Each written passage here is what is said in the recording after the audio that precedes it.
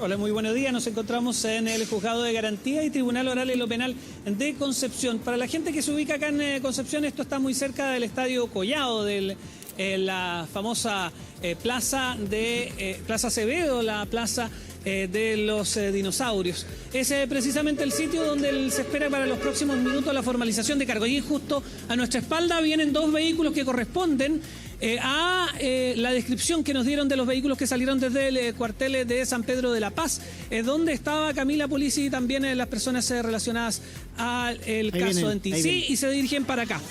Ahí están, efectivamente, entonces. Aquí vienen llegando. Ahí está llegando para que nos relate, va Camila Polisi y las otras 4 personas. Sí, exactamente. Son Camila Polisi, su expareja Sebastián Polanco, el hermano de Diego Polanco, y los exfuncionarios de la Gobernación Rodrigo Martínez Fernández y Simón Acuña Medina, que fueron los detenidos el día de ayer por los delitos de estafa en el caso de Polisi, usurpación de identidad y lavado de activos, que evidentemente la legislación actual es uno de los delitos más gravosos. Atentan contra la fe pública, contra el dinero de todos los chilenos que han sido malgastados en este caso. Ahí estamos viendo la imagen. David, ¿a qué hora se espera la formalización mientras vemos clarita tu imagen? Se espera para las 11 de la mañana, justo a esa hora. Parten las formalizaciones, salvo que exista algún detenido que sea un menor de edad. Van a partir con esta audiencia de control de detención y formalización de cargos en contra de Camila Polisi, Sebastián Polanco y su hermano Diego Polanco. Además de Rodrigo Martínez y Simón Acuña, quienes son los funcionarios públicos que deberán enfrentar un cargo que es específico para los funcionarios públicos, que es el fraude al fisco. En el caso de los gestores de la Fundación Enti, Camila Polisi y compañía, son 4 los cargos que van a enfrentar que fueron anunciados por el Ministerio Público. Corresponde los más graves: lavado de activos, estafa, falsificación de documentos y usurpación de identidad, que son otros que van a ser levantados por el Ministerio Público, David, en contra de los socios de la Fundación Enti. ¿Sabemos hasta ahora si esta audiencia será transmitida por televisión o se ha solicitado que esto así no ocurra o que se resguarde la identidad de las personas? En principio, desde el Poder Judicial se informó que iban a transmitir esta audiencia. Sin embargo, todavía queda la opinión que tienen que entregar los abogados, tanto fiscales como defensores, respecto a las situaciones de esta audiencia. Entendemos por el tipo de detención que hubo respecto a las personas relacionadas a este caso, que desde el punto de vista del Ministerio Público no debiera haber oposición. No, claro. No creo que sea lo mismo con respecto a los defensores, pero eso en términos prácticos va a ser resuelto durante la misma audiencia, que ahí el juez de garantía va a definir claro, si efectivamente se pueden hacer públicas o qué partes de la audiencia se pueden hacer públicas respecto a esta formalización de cargos. No sería sorpresivo si la defensa sí lo solicita. Recordemos que la defensa ha encontrado injustificada la detención. La Fiscalía ha señalado que se han revisado correos, entrevistas y que incluso en la casa de policía había restos de facturas en la basura y fajos de billete en casa. Oye, bueno, esto David, sumado al computador, que te acuerdas que Camila Polisi se supo en los últimos días que había tratado de tirar al mar. Computador y celular. Había dicho que el agua salada permitía borrar los datos. Claro. David, te quiero hacer una consulta. ¿Se sabe si la Fiscalía va a pedir prisión preventiva? Y para que se entienda en la casa, se detiene a Camila Polisi, se decreta esta orden de detención porque la Fiscalía ya tiene suficiente información para formalizar una investigación. Desde aquí se pide una medida cautelar, que puede ser la más gravosa, la prisión preventiva, y de allí un plazo de la investigación que puede durar 150 días para que se presenten cargos en contra de estas personas. Claro, preguntémosle a David cómo fue la detención en la jornada de ayer, que a todo esto hay que decir, yo encuentro, después vamos a conversar con nuestros panelistas, que fue bastante rápida, porque esto sucedió más o menos en abril. ¿Cuándo se descubre el caso de la inseguridad? En agosto. En agosto se conocen los detalles. Ahí hay una cronología. El 13 de julio se conoce por primera vez el caso de la Fundación Enti con irregularidades. Después el 27 de julio, el 30 de julio y el 1 de agosto Camila Polisi hace su primera declaración pública. En agosto ella bastante sí, rápido. David, yo no sé si tú tienes detalles de esta detención de Camila Polisi y de, como tú bien decías, Diego Polanco, Sebastián Polanco, Rodrigo Martínez y también Acuña. Sí, efectivamente, lo que podemos decir respecto a esa detención es que fueron detenidos en sus propios hogares. Fue esto muy rápido, todo a cargo de los detectives de la Brigada de Delitos Económicos, y que A ver, pongámoslo en claro. El Ministerio Público hizo la solicitud aproximadamente pasado el mediodía. Ya a la 1:30, 2 de la tarde, ya estaban estas personas detenidas y no son pocos, son 5 en total, distribuidos geográficamente. Sus viviendas se encuentran muy separadas una de la otra y esta es una diligencia que se realizó bastante rápido. Hubo efectivamente una revisión porque había también autorización, una revisión de algunos domicilios. Se van a entregar detalles en los próximos minutos respecto a cómo fue esa revisión, pero ya se adelantó que se habían encontrado algunos documentos, este tipo de facturas, algunos dineros, billetes juntos. No se sabe el monto en términos prácticos, por lo tanto tampoco vamos a hablar que sería mucho o poco dinero. Sí que existían efectivamente dinero en efectivo en algunas de las viviendas relacionadas a los socios de los gestores en estricto rigor de la Fundación ENTI. Oye, Napo, es un caso que al principio se llamó caso de lencería porque, claro, estábamos hablando, y para poner en contexto, 250 millones de pesos que salen del gobierno regional hacia esta fundación, y de allí se genera esta OTEC donde se traspasan cerca de 90 millones de pesos y donde se rinden gastos por compra de lencería por cerca de 700.000 pesos. Lencería, decoración, sí, claro. Alfombras, y por eso se hablaba del caso lencería, pero finalmente esto es es parte del llamado caso convenio. Claro. Todo trucho. Por calzones. Recordemos que esto es una arista a nivel nacional del caso convenios que comienza en el norte de Chile, pero que ha tenido repercusiones en muchas regiones de nuestro país y muchas investigaciones que todavía se tienen que seguir avanzando. Hablábamos de una cifra muy multimillonaria de defraudación al fisco en un mecanismo que habían utilizado varios partidos políticos para quedarse con dineros. David Yáñez, te dejamos allá en tribunales en Concepción. En caso de cualquier cosa nos cuentas, porque vamos a seguir con la conversación acá. Nos acompaña Marcelo Drago, expresidente del Consejo para la Transparencia. Bienvenido, Marcelo. Continúa con nosotros también Mario Desbordes. Marcelo, para comenzar en este caso, un poquito lo que yo decía. Tú decías 13 de julio se destapa caso lencería. Sí, 13 de julio. 13 de julio, en el día de ayer conocemos estas 5 detenciones, Camila Polisi, más 4 personas más. ¿Qué te parece cómo se ha ido dando este caso en pos de la transparencia en nuestro país? Que yo creo que ya estamos todos curtidos, porque son pocos los que se salvan ya a estas alturas y de lado y lado.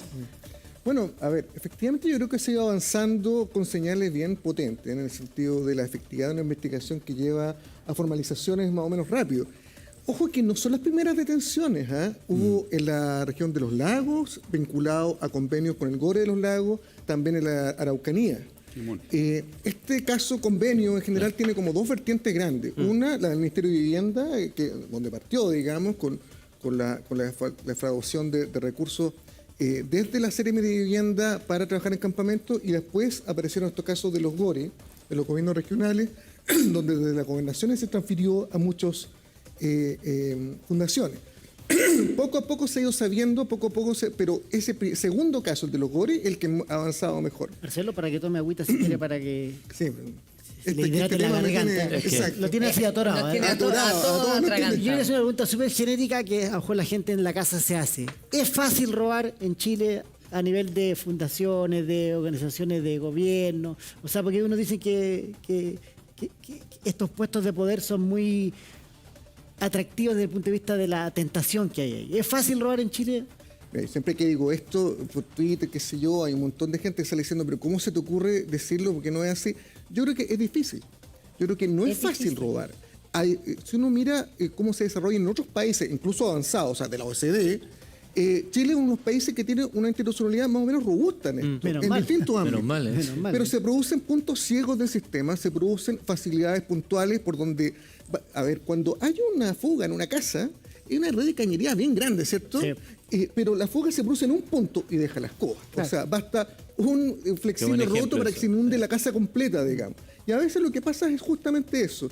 En este caso, convenio, lo que se usó fue un mecanismo para facilitar el traspaso de recursos y ser mucho más efectivo en la llegada de ayuda a campamentos u otras zonas. Y eso, esa facilidad se transformó en un mecanismo, digamos. El problema es que aquí han habido demasiadas fugas. Yo no sé qué opina Mario Desbordes, porque es insólito. Yo no sé si tú compartes esta opinión, porque la sensación que nos da a nosotros es que aquí el que se le da la oportunidad para pegar el manotazo lo hace. Y como yo decía, de todos los sectores. Sí, bueno, de todos los sectores, efectivamente, y aprovecha la oportunidad, la ocasión hacia el ladrón, y en este caso es eso.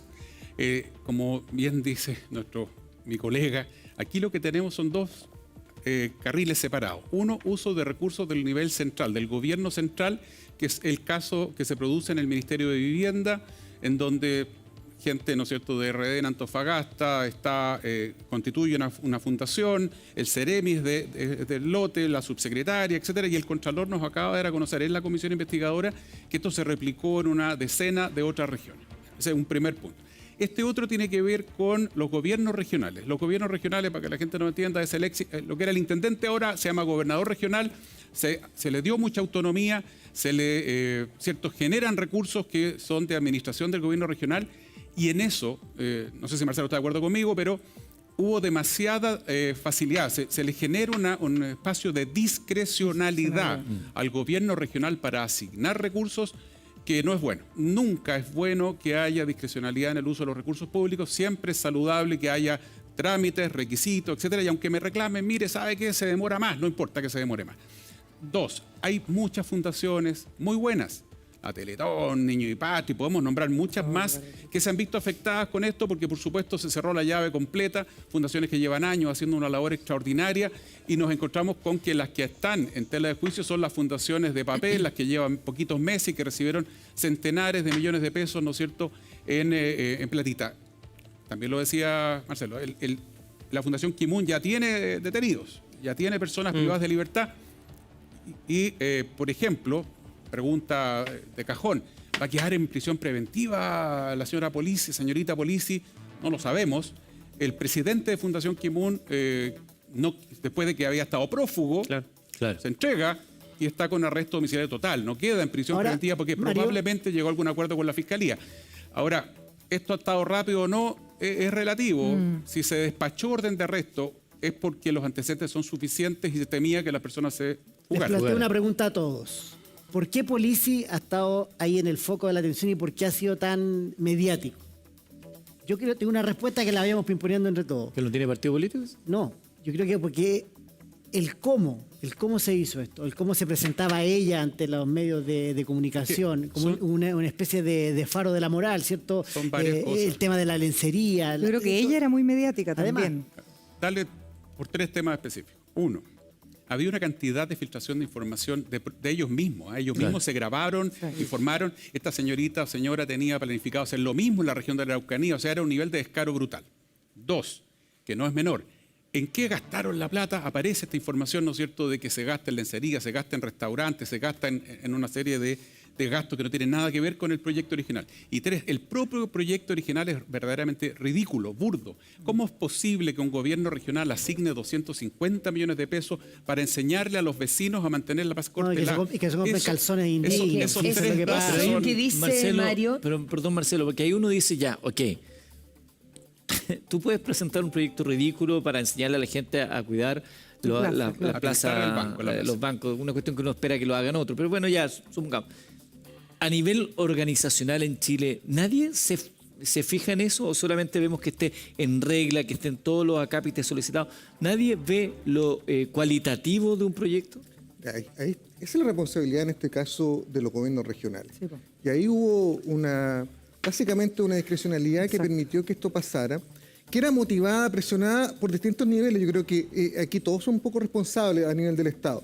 El Ministerio de Hacienda traspasa recursos y exige rápidamente que se ejecuten, que se gasten, y esa ejecución tiene una serie de requisitos muy estrictos, pero en algunos ámbitos se encontró, no, mira, la ejecución aquí va a ser sencillamente con el traspaso de estas fundaciones, por lo tanto se entiende gastado, por lo tanto pueden cumplir con las metas, por lo tanto los gobiernos regionales podían recibir más recursos.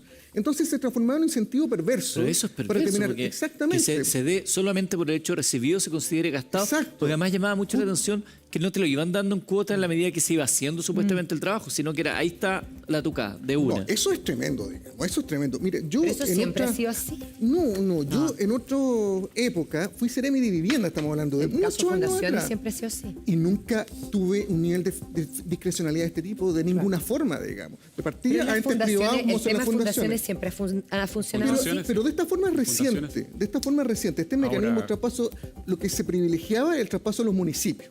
Y ese era el mecanismo de ejecución. Y claro, los municipios demostraban tener una capacidad de ejecución limitada, digamos, de gestión limitada, y ahí es donde se dijo, mira, vamos a buscar otras fundaciones, y en esa época estamos hablando de fundaciones que realmente tenían espaldas, digamos, como Techo para Chile, como de ese tipo. O que se vinculaban con lo que con el decían que iban a territorio hacer. desarrollo Y que territorial. eran fundaciones que Mira, son hacían lo que decían insuficientes. que iban a hacer. Claro, Aquí ya eran hemos cosas pasado inventadas. demasiado ellos, son insuficientes, busquemos otra. Y ahí empezaron a aparecer esto, facilitaron el mecanismo y terminó en este mega desastre que Ahora, conocemos. Arrendaron una Marcelo, fundación, recordemos esa cuestión, arrendaron una fundación. ¿Cómo lo hace en la práctica una pequeña empresa constructora que está autorizada en el MIMBU o en el MOB para, por ejemplo, pintar fachada y reparar fachada en Antofagasta? Lo mismo que se hizo con otra que le entregaron 300 millones.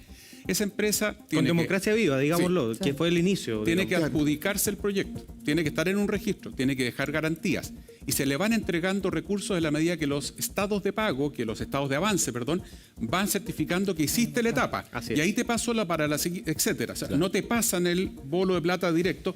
Hubo unas modificaciones recientes que flexibilizaron, pero obviamente el sentido no era pásale 400 a esta fundación que tiene 3 meses Ahora, para Mario, una pega también que... El punto, y yo les pregunto a los dos, porque acá el Estado permite entregar plata sin pasar por Contraloría, hasta cierto monto, y eso es lo chistoso. A Democracia Viva se le entregaron cerca de 400 millones de pesos, pero ninguno de los dos, porque le entregaron en 2 pagos, ninguno de los 2 montos superaba este piso para que Contraloría no fiscalizara. Bueno, pero o sea, esa es la típica maña que hacen. pero es que ese es el punto, ¿cómo Bueno. está la maña tan fácil, digamos? Bueno, O sea, y lo es que gastaron, le faltó ahí me la Fantasilandia, encantaría, ¿no? espérame un segundito, ahí me encantaría que nos dijeras tú, Marcelo, porque yo estoy con Mario cuando dice que esto fue muy burdo.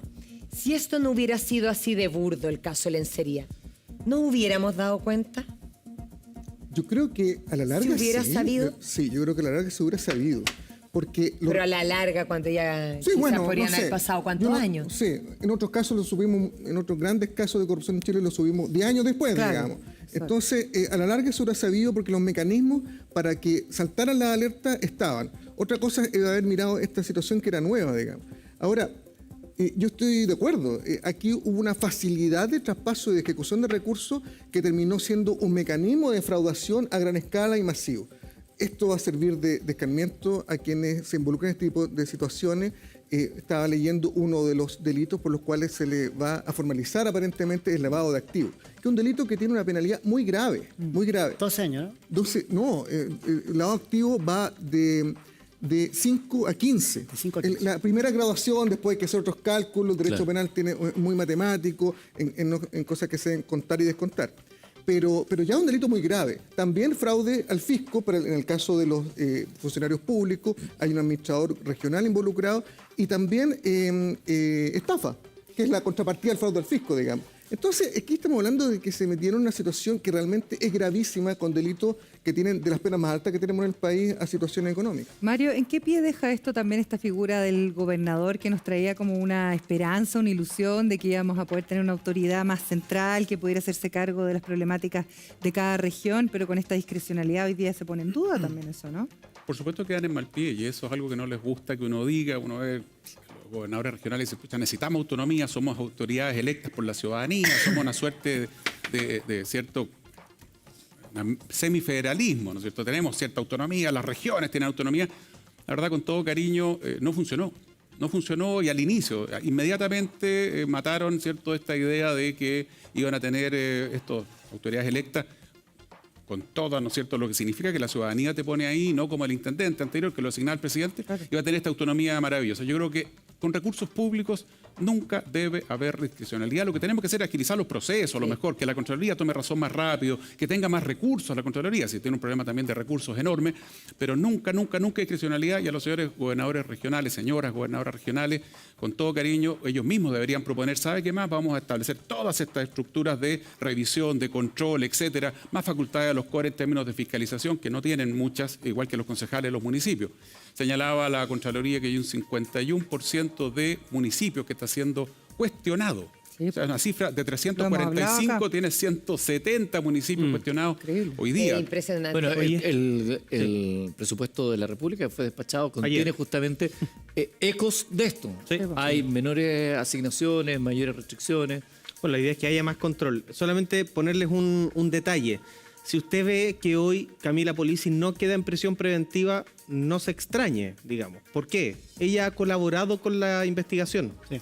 Ayer, cuando se decreta esta orden de detención, la detienen. O sea, no hay peligro de fuga, no es que se haya estado escondiendo, no hay resistencia, y por lo tanto, si ella queda con arresto domiciliario, que no se extrañe usted en su casa, se lo estamos adelantando porque además Claudio Valdivia, nuestro abogado amigo, nos estaba diciendo eso. La única razón por la que la Fiscalía puede lograr la prisión preventiva de Camila Polisi es que haya un peligro para la seguridad de las víctimas o peligro para la sociedad o en el curso de la investigación. Se mandó a cambiar, exactamente. Oye, chascarro. Lo último, vamos a ir a la pausa y luego vamos a entrar al detalle de los gastos. Mario, te quiero hacer una pregunta antes de... Te queremos agradecer que nos haya acompañado antes de despedirte. Gracias, Mario. Esto también afecta la credibilidad de la clase política. Y estamos inmersos en una continuo de un descrédito de la clase política. Así es. ¿Cómo puedo hacer o cómo pueden hacer ustedes que pertenecen a esa clase política para elevar el estándar y que estos hechos no sigan ocurriendo? Porque si alguien que dice representar al pueblo, que quiere optar por tu voto, que es designado por alguien que ha sido elegido democráticamente, tiene que mantener un estándar de probidad excelso. La primera pata es transparencia en todo. La chaucha, el pesito más humilde, fiscal, es de todos los chilenos, y ese es un problema, porque es de todos y no es de nadie al final, porque ¿quién es el que está, cierto, detrás de responderme por ese peso? El funcionario público, la autoridad política, el diputado, el senador, el gore, el alcalde, el concejal, deberían ser las personas más honestas del mundo y por lo tanto no tiene por qué tener miedo de transparencia absoluta, total. Hoy día deberíamos avanzar en declaración de interés y patrimonio desde el más humilde de los policías, todos los funcionarios de los juzgados, toda autoridad, toda persona que ejerce cargo público que es susceptible de corromper. Hay una serie de limitaciones, no están todos, bueno, no hay capacidad de fiscalizar. Bueno, primero, transparencia total. Segundo, en estos casos, y ahí no es populismo penal, en estos casos hay que aumentar las penas. En estos casos hay que aumentar las penas de dos maneras. Y que se haya cárcel efectiva, porque también, Mario, perdóname que te interrumpa, a mí me impresiona muchísimo que, por ejemplo, y a mí me gusta sacar el caso de Karen Rojo, porque Karen Rojo hoy tiene una niña de pecho al lado de lo que estamos viendo. Tiene una condena de 5 años de cárcel efectiva. Sí. Y uno dice, ¿por qué Karen Rojo, que no se quedó con ella con la plata? Hay un fraude al fisco, pero porque era para su campaña política que se lo da a otra persona. Ella tiene que cumplir 5 años de cárcel efectiva y vemos casos peores que están todos sueltos. Ese debería ser el estándar cuando son los fondos públicos, no solo defraudan la fe, la ciudadanía, etcétera, sino que esos 5 millones se necesitaban en el consultorio, se necesitaban para vacunas. Esos 100 millones o 250 millones de esta fundación habrían estado espectaculares para poner cámaras de televigilancia en el centro de Concepción. Mario, todavía no hay ni una condena por el caso convenio. De todas las aristas que tenemos, todavía no hay condena. Oye, el caso convenio muchos más. No va a haber condena antes de un par de años. Exactamente. Una condena es el primer paso, digamos. Estas formalizaciones. Tiene que seguir avanzando. Oye, pero es heavy porque la sensación de justicia entonces se diluye, porque si es un par de años más que vamos a conocer condenas, la verdad es que la gente los se empieza a plazos de preocupar de otra investigación cosa. promedio que se van a otorgar van a ser entre los 6 meses y hasta probablemente un año y que se extienden posteriormente. Los juicios, en estos casos, todo el proceso de investigación que hace lo que hace la Fiscalía, para que la gente nos entienda hoy día, no es ni más ni menos que decirle a estas personas, mire, yo lo voy a investigar a usted por tales y tales motivos. Hoy día no empieza el juicio, hoy día se establece el marco de la investigación, se determinan eventualmente medidas cautelares, que lo más probable es que vayan por el lado del arresto domiciliario total, en lo que están colaborando. Lo que sí es raro al colega que te escribe que se haya decretado orden de aprehensión. Porque si estaba colaborando y está tan buena disposición, se le cita a la audiencia de formalización. Esa es la pregunta que se hace a la defensa. Y eso es lo que queremos ver hoy día en la audiencia de fiscalización. Pero como abogado te digo, mira, después de terminada la investigación, la Fiscalía tiene que hacer una audiencia de cierto, que es la del inicio del juicio oral en donde se acusa. Y después de eso viene el juicio, etcétera. Entonces, yo la verdad es que no creo que en la mayoría de estos casos tengamos un fallo condenatorio si es que se logran las pruebas antes de un año, año y medio, 2 años, lo mejor Lo de los casos. importante es que haya justicia, que no hayan clases de ética, que haya cárcel, si el marco legal lo permite, que haya las sanciones adecuadas para que no queden con la Soy autor a mucha honra de la norma, el único de mi sector, de la ley que se promulgó este año, que sanciona con cárcel los delitos de cuello y corbata. Yo creo que si una señal le tenemos que dar a la ciudadanía, es que aquí no hay nadie que está por sobre la ley. Y que esa sensación está bastante... Yo creo que la ciudadanía lo que necesita es eso. Mire, yo si usted lo elijo, respóndame en la pega, pero al mismo tiempo cuide la plata.